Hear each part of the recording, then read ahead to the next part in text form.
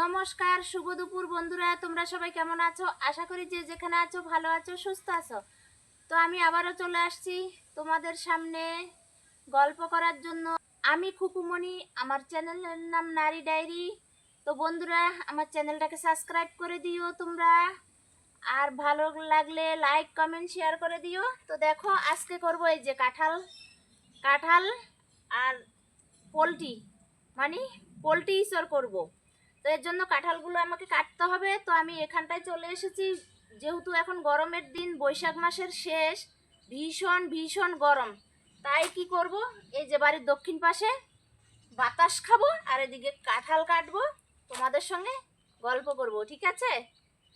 তো বসবো কাটতে, তার আগে আমি দুটো কচু পাতা নিয়ে নিই, যেহেতু কাঁঠাল কাটবো। কচু পাতা দিয়ে না কাঁঠালের কষটা সারিয়ে নিব, তাহলে আর আমার হাতে বটিতে এত লাগবে না। এই যে দুটো কচু পাতা নিয়ে নিয়েছি, এবার বসি কাটতে, ঠিক আছে? আর কি নিয়েছি একটু পিছনে ক্যামেরা করে তোমাদেরকে দেখাচ্ছি। দেখো বন্ধুরা, এই যে দুটো কাঁঠাল নিয়েছি, তিনটে আলু নিয়েছি, কচু পাতা নিয়েছি কাঁঠালের কষগুলো সারানোর জন্য, আর এই যে হলুদ আর জল নিয়েছি। হলুদ আর জল কেন নিয়েছি? জল তো এমনিই দিতে হবে, হলুদ নিয়েছি যাতে আমার কাঁঠালটা কাটলে লাল না হয়ে যায়। হলুদ দিলে সুন্দর থাকবে, মানে পরিষ্কার থাকবে আর কি, নাহলে হলুদ না দিলে কেমন লালচে লালচে হয়ে যাবে, ভালো লাগবে না। এই জন্য আমি হলুদের জল নিয়ে নিয়েছি। তো বন্ধুরা, আমি কাঁঠালটা কেটে নিই। কাঁঠালটা কাটতে কিন্তু অনেকটা সময় লাগবে, যেহেতু দুটো কাঁঠাল, আর আমার বটিটার এত, কি বলবো, ধার এত বেশি যে কাটাই যাচ্ছে না, গায়ের জোরে কাটতে হচ্ছে। ওহ,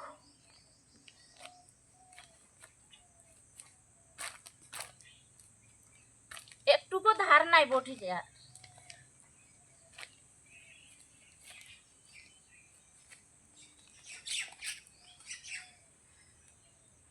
এই যে দেখো বন্ধুরা, কাটলাম কাঁঠালটাকে অনেক কষ্টে।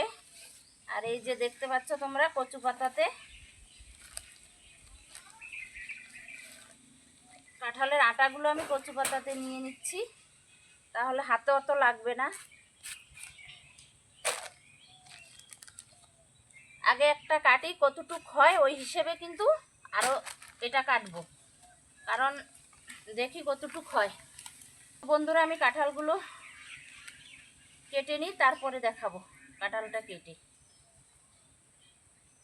ও বাবা, হাতে তো লেগে যাচ্ছে গো। আমার কাঁঠালটা কাটা হয়ে গেছে, আর এই যে কাঁঠালের কষগুলা আর আমার হাতে তেমন লাগলো না, কচু পাতাতেই লাগলো সব। আর এখন ফেলে দিচ্ছি এগুলো, আর তোমাদেরকে দেখাবো। এই যে আমার কাঁঠাল কাটা হয়ে গেছে, এখন এগুলো নিয়ে ঘরে চলে যাব, ঠিক আছে? তারপরে রান্না বসাবো। এই যে বন্ধুরা দেখো, কাঁঠালগুলো কেটে নিয়েছি, আর তার সাথে দুটো আলু দিলাম, একটা আলু পচা দিইনি, আর এমনি দুটোতেই অনেক বেশি। এখন এগুলো নিয়ে ঘরে চলে যাব, এগুলো রেখে আসি, তারপরে বটিদা পিড়ি এগুলো সব নিতে হবে পরে।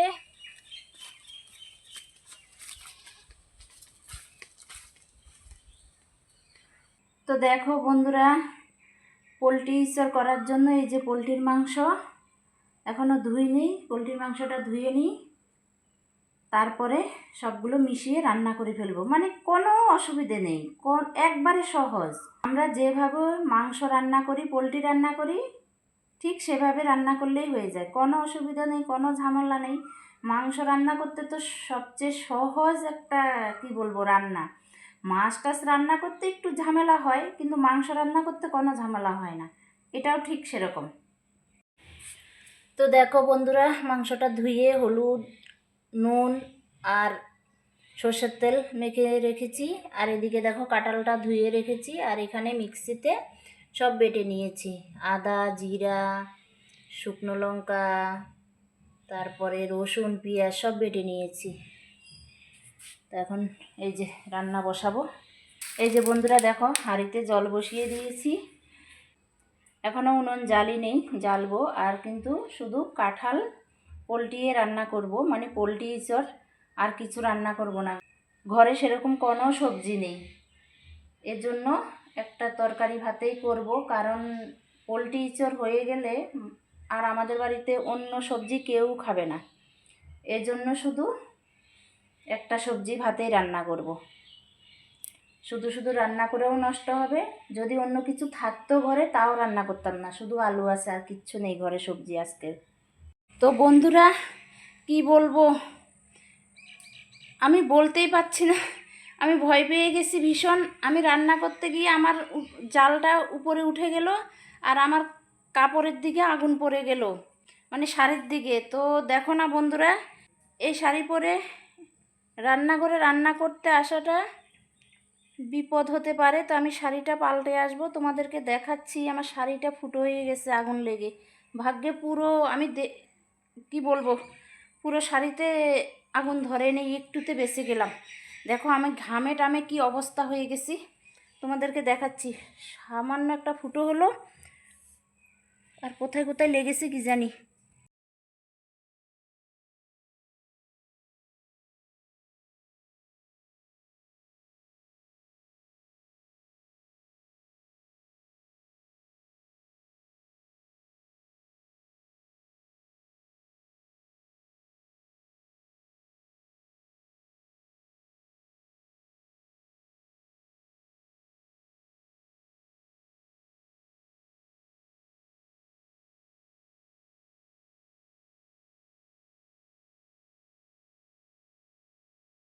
ভাতেরও ফেনা এসে গেছে, গট গট গট গট করতেছে ভাত।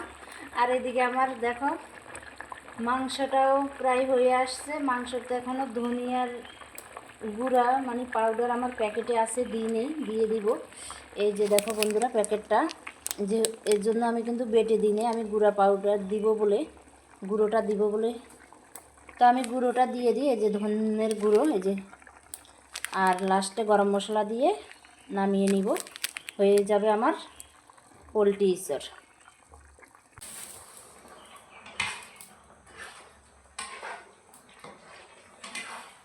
এদিকে দেখো বন্ধুরা, তোমাদেরকে যে বলেছি আমি শাড়িটা পাল্টে এসেছি, কারণ এসব শাড়ি পরে রান্নাঘরে নিচ্ছে। এই যে আমার রান্নার কী বলবো, এই যে পাটশোলাগুলো আছে না, ভেন্ডি গাছের পাটশোলাগুলো উঠে যায়, খুব রিক্স। এর জন্য আমি কাপড়টা পাল্টে আসছি, এটা তো ছিটতেও পারছি না।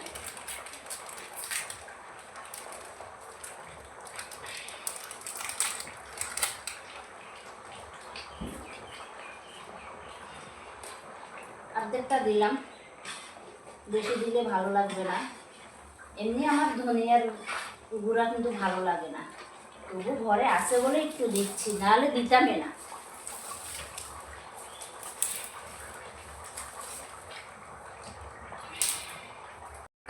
তো বন্ধুরা দেখো ভাত হয়ে গেছে, ভাতটা নামিয়ে ফেলেছি, আর এই যে মাংসটাও হয়ে গেছে।